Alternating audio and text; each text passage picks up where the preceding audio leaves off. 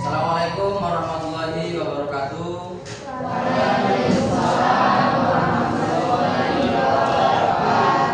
Selamat pagi. Apa kabar hari ini? Alhamdulillah, sudah sarapan? Berarti kita sudah bisa belajar ya pada pagi hari ini. Selanjutnya tolong ketua kelas untuk mimpin doa ya. Silakan ketua kelas. Teman-teman, mari kita berdoa menurut agama dan kepercayaan kita masing-masing. Berdoa dimulai.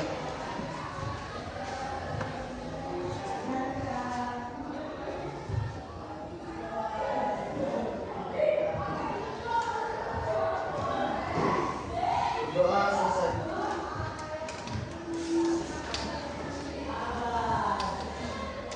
Baik, sudah berdoa tadi ya. Semoga dengan berdoa di awal tadi pelajaran kita hari ini lancar dan juga ilmu yang nanti diajarkan bisa bermanfaat untuk kita bersama.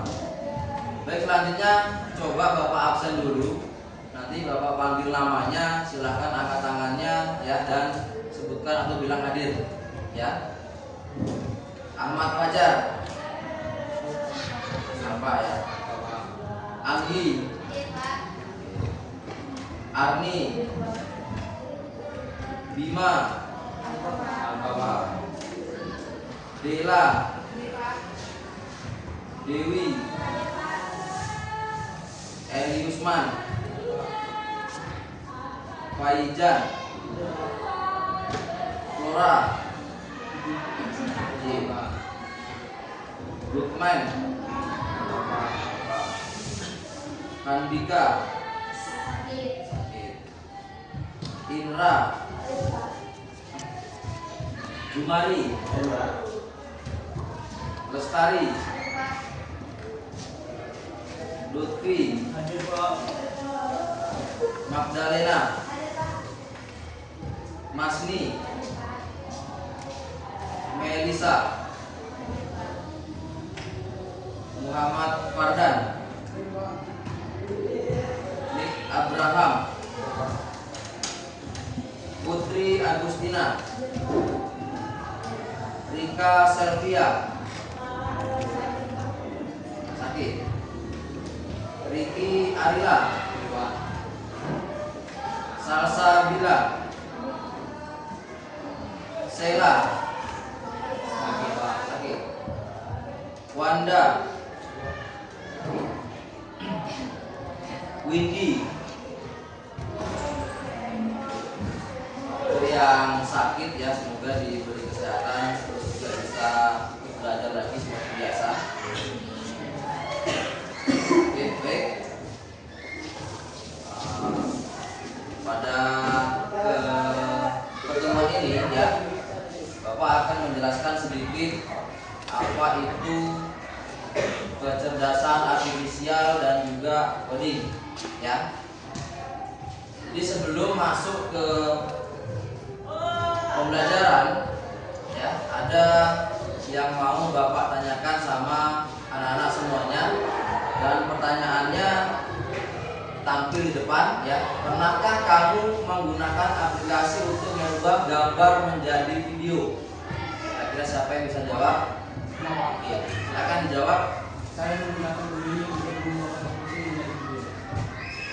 Menggunakan aplikasi atau KA Gemini ya, untuk merubah gambar. Gambarnya gambar apa? Gambar kursi, gambar peliharaannya ya. Jadi gambarnya itu atau foto ya nanti dirubah sama Gemini menjadi video atau menjadi gambar yang bergerak ya. Nah, jadi untuk penjelasan bagaimana caranya seperti itu nanti di materi akan dijelaskan kembali ya. Jadi sebelum masuk juga di sini ada tujuan pembelajaran, ada dua ya. Yang pertama adalah peserta didik yang mampu menjelaskan pengertian dan konsep dasar kecerdasan artifisial. Yang kedua, peserta didik mampu menjelaskan manfaat dan resiko penggunaan KA di berbagai bidang. Oke, itu tujuan pembelajarannya ya yang akan kita capai. Nah, selanjutnya di sini ada kecerdasan artifisial dan juga coding ya. Jadi sebelum masuk lebih jauh ke materi, Bapak mau samakan persepsi atau mau samakan pengertian kita. Jadi orang lain biasa menyebutkan itu adalah AI atau AI yang biasa disebut sekarang ya, yaitu kepanjangannya adalah artificial intelligence ya. Jadi melalui Menteri Pendidikan sudah disepakati bahwa kita menyebutnya bukan AI tapi KA ya. KA itu apa? KA kepanjangannya adalah kecerdasan artifisial. Jadi kalau misalkan kamu di luar sana jumpa salah satu contohnya tadi, foto dirubah menjadi video, itu bukan AI lagi ngomongnya tapi KA ya, karena kita orang Indonesia ya. Jadi kita samakan, sekarang menyebut AI diganti menjadi KA atau kecerdasan artifisial ya. Jadi di luar sana jangan kamu nyebut lagi AI ya. Dan materi kita atau nanti adalah yang pertama pengertian etika dan manfaat KA ya. Baik, selanjutnya di sini ada pengertian kecerdasan artifisial ya. Pengertiannya adalah teknologi yang memungkinkan mesin belajar, berpikir dan melakukan tugas layaknya manusia. Jadi KA itu hampir sama seperti kita ya. Dia bisa berpikir sendiri, dia bisa belajar sama seperti kita ya. Terus juga dia bisa melakukan tugas layaknya manusia ya. Contoh misalkan kamu mau membuat sebuah keputusan, keputusannya A atau B, KA ini juga bisa. Dia bisa berpikir sama seperti kita ya. Tetapi semua tetap bisa diungguli dengan kita manusia. Karena apa? Yang buat KA ini tetap adalah manusia. KA ini yang membuat manusia. Kalau kita yang membuat adalah Tuhan ya.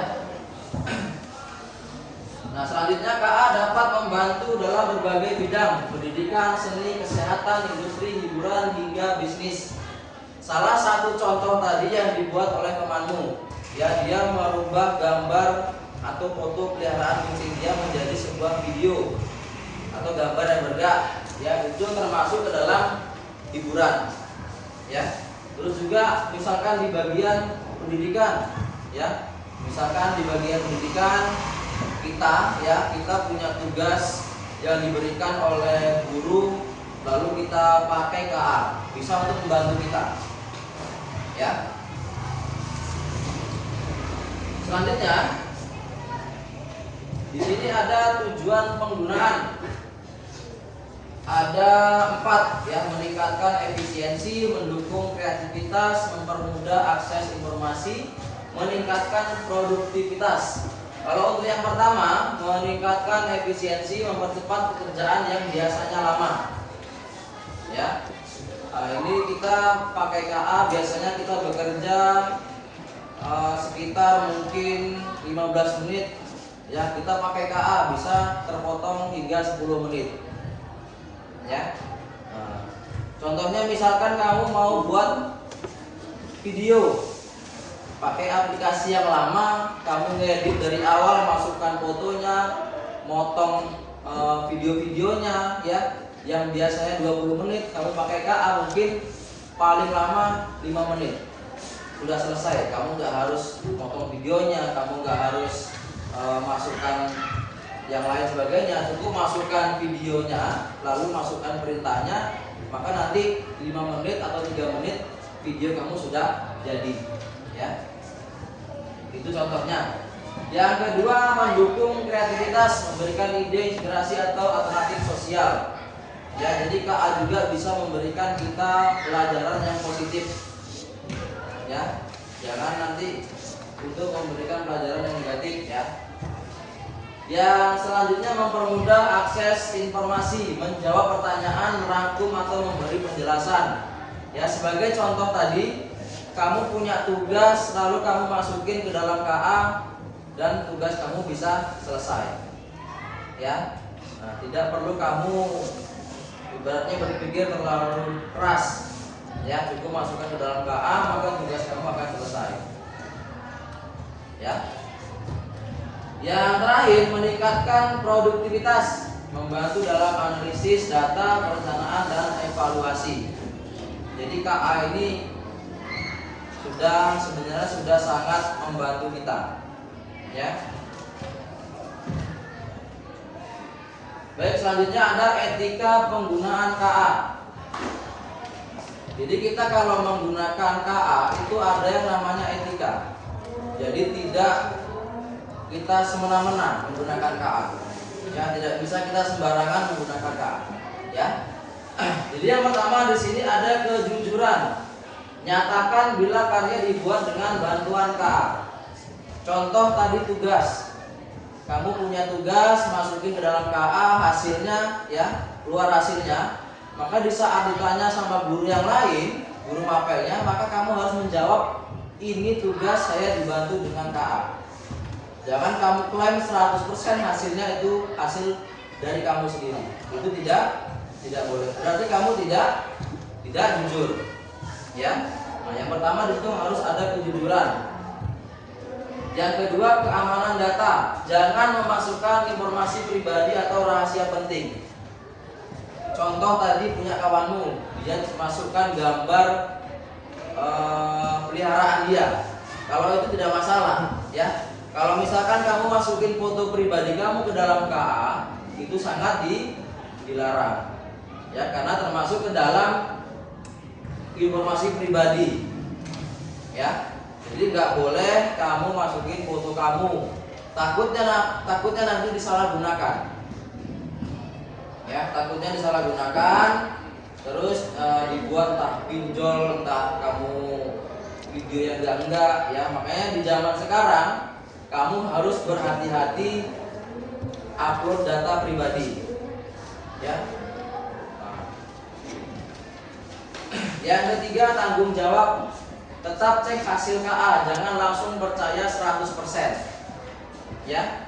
Di saat kamu menggunakan KA, contohnya untuk menyelesaikan pekerjaan PR kamu, ya, atau pekerjaan rumah, hasilnya kamu cek lagi. Jangan yang muncul di KA itu kamu copy, masukkan ke jawaban. Tidak boleh. Ya, harus kamu cek lagi, harus kamu perbaiki lagi, ya. Jangan langsung yang itu kamu masukkan. Karena kenapa? Karena yang dihasilkan KA belum tentu 100% benar. Masih ada yang salah. Jadi jangan langsung kamu masukin itu.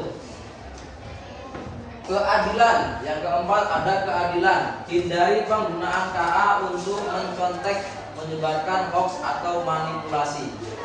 Ya.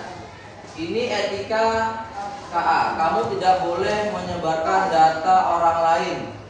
Ya, contohnya kamu pakai data kawanmu atau kamu pakai data kawan kelas yang lain, ya. Kamu masukin ke dalam KA, terus kamu buat di situ bahwa misalkan hari Senin, Selasa, Rabu libur. Nah, nggak boleh, ya. Nanti yang kena siapa? Yang kena kawanmu, karena dia pakai muka kawanmu tadi, ya. Jadi itu nggak boleh. Yang untuk mencontek, untuk menyebarkan hoax atau manipulasi, ya. Yang terakhir ada kreativitas manusia. Jadikan KA sebagai alat bantu bukan pengganti ide manusia. Ya, contohnya tadi kamu masukkan gambar lalu hasilnya menjadi video, ya. Nah, itu jangan 100% kamu pakai, ya. Gunakan dia sebagai alat bantu bukan untuk mengganti pekerjaan kamu, ya. Nah, tadi tujuan, tadi etika, sekarang manfaat penggunaan. Di sini ada di 4 bidang, ya. 4 bidang. Yang pertama pendidikan. yaitu dia membuat soal ringkasan materi media pembelajaran interaktif. Jadi KA itu bisa untuk membuat ringkasan. Contoh misalkan kamu disuruh oleh Mapel Bahasa Indonesia ringkas materi ini. Jadi kamu masukin aja materinya, suruh KA untuk meringkas, maka nanti akan muncul hasilnya. Ya. Nah, itu di bidang pendidikan. Nah, selanjutnya ada bidang seni dan desain untuk ide logo, ilustrasi, desain grafis, musik. Ya. Jadi bisa dia untuk membuat logo. Tinggal kamu masukin perintah, misalkan buat logo kelas untuk TKJA. Nah, nanti dia akan muncul tuh logonya, ya. Lalu di sini ada bidang bisnis untuk analisis pasar, chatbot, ya, perencanaan keuangan. Ya, yang keempat bidang kehidupan sehari-hari, rekom film, musik, asisten virtual, penerjemah. Ya, itu untuk kehidupan sehari-hari.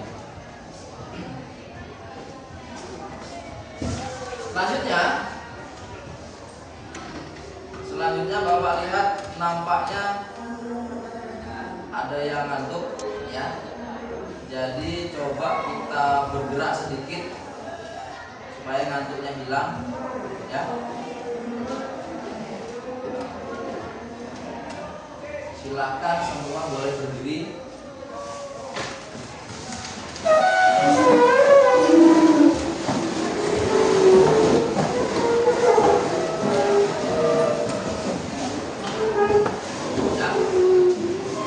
Kita lakukan dulu peregangan biar nggak ngantuk, ya.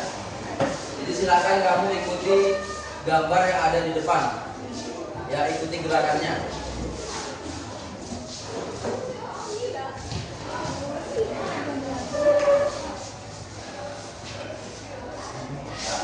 Goyang badannya, kanan kiri, tangannya.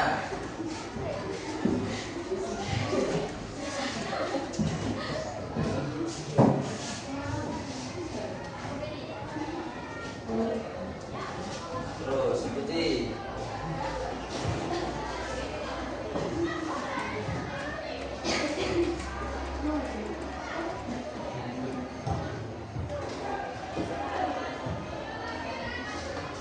Samping. Terus.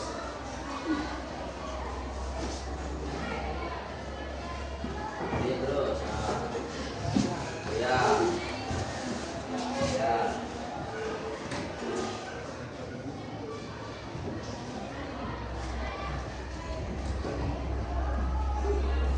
Terus.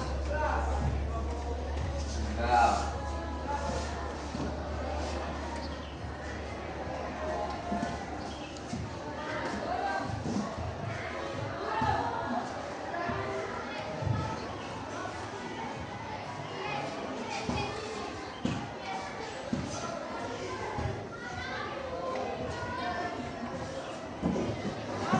Goyang lagi badannya.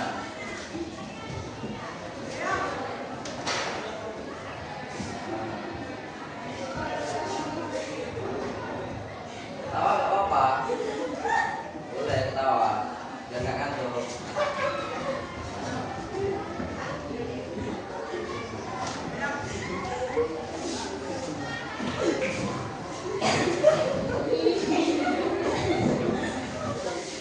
biar nggak ngantuk. Terus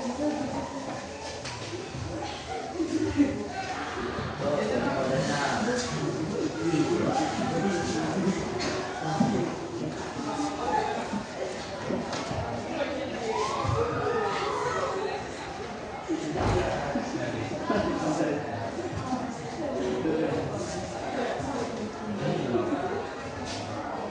Terima kasih.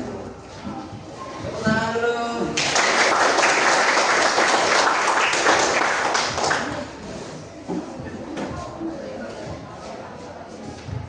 Udah, boleh duduk lagi.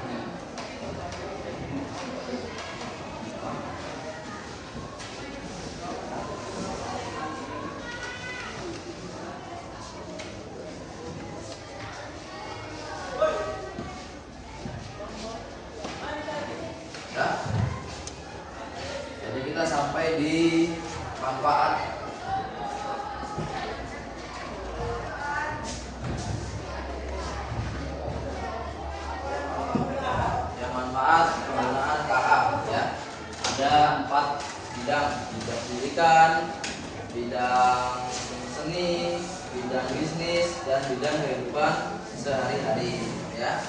Nah, selanjutnya di sini ada resiko dan batasan KA. Hasil KA tidak selalu sempurna, ada batasan yang harus dipahami.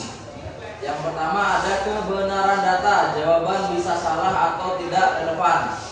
Makanya Bapak bilang tadi, sewaktu kamu masukin tugas kamu ke dalam KA, hasilnya harus kamu cek.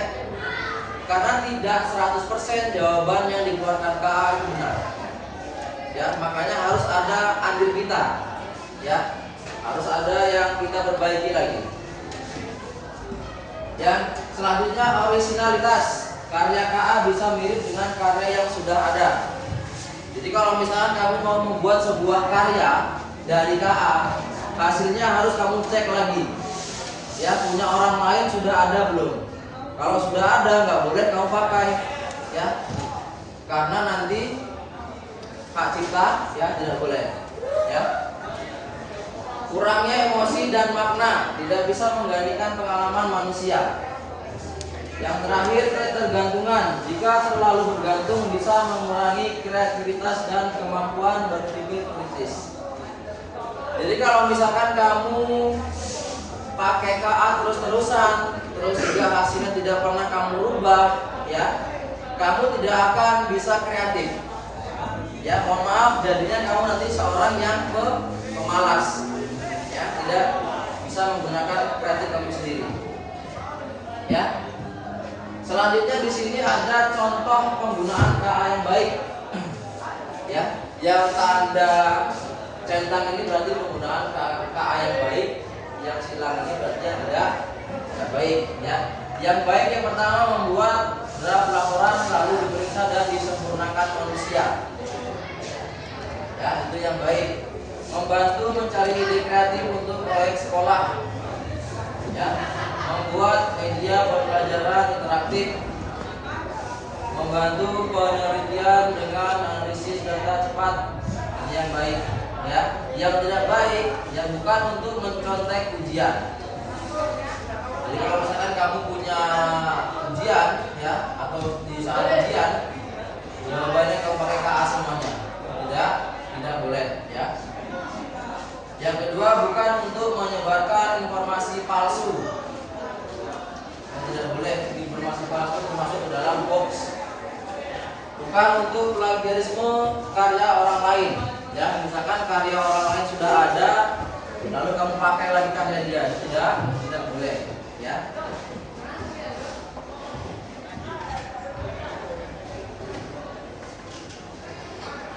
Sudah. Ini materi kita, ya, pada pagi ini tentang pengenalan KA. Jadi Bapak ingin bertanya sama kalian, apakah kira-kira paham atau tidak? Jika memang nanti tidak paham bisa ditanyakan, ya. Bapak mau dua orang untuk bertanya. Jadi silakan, boleh. Siapa yang mau bertanya pertama? Ya.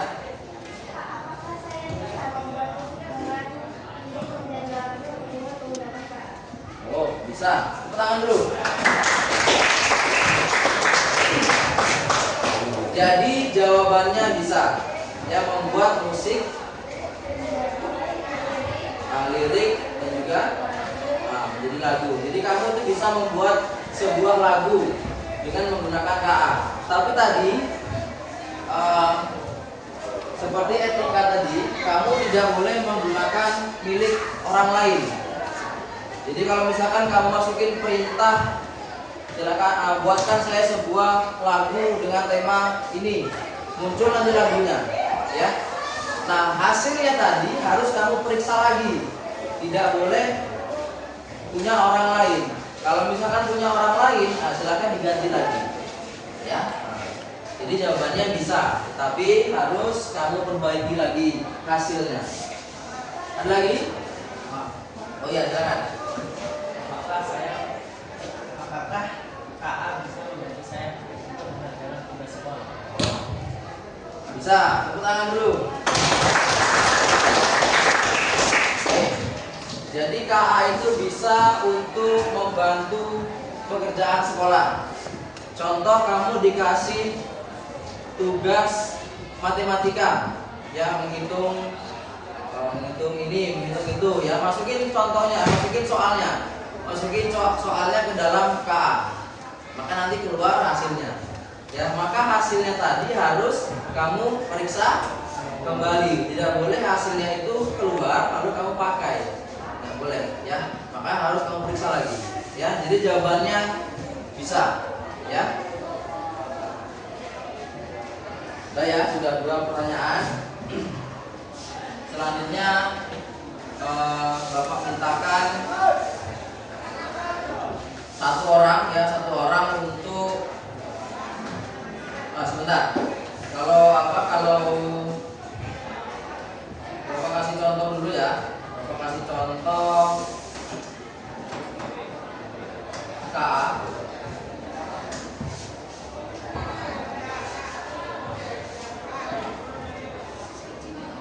Bentar ya.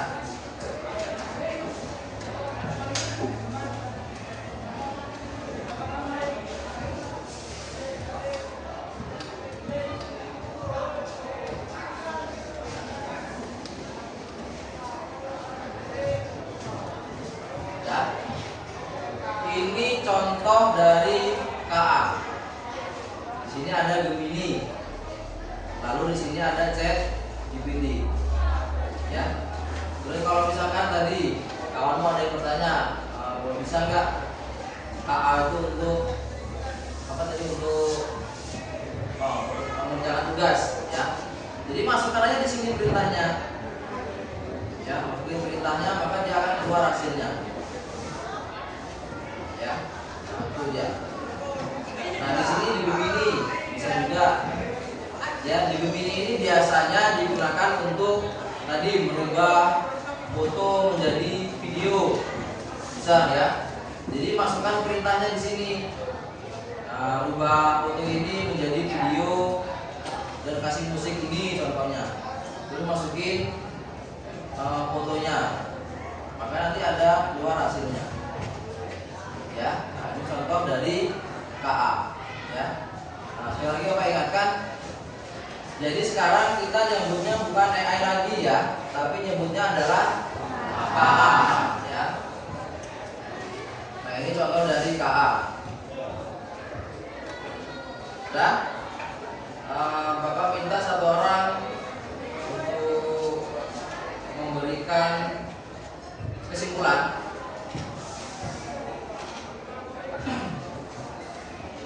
Jadi silakan siapa untuk memberikan kesimpulan, satu orang. Oh ya, boleh.